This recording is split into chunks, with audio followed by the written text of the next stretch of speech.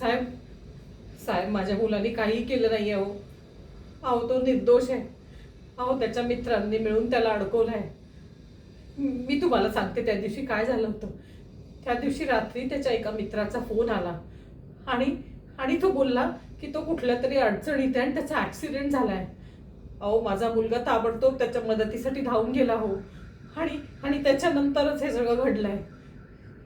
नाही नाही नाही, त्याच्या बॅगमध्ये जे काय तुम्हाला सापडलं आहे ते त्याचं सामान नाही आहे. अहो मी एक आई आहे, मला माहिती आहे. आणि जर माझ्या मुलाने चूक केली असती ना, मी स्वतःहून त्याला तुमच्याकडे आणलं असतं. नाही, माझ्यावर विश्वास ठेवा. अहो 2 दिवस झाले तुम्ही त्याला चौकशीसाठी इथे आणलाय. अहो तो जर गुन्हेगार असता ना तर त्यांनी स्वतःहून हा दोष कबूल केला असता. नाही, त्यांनी काही नाही केलंय हो.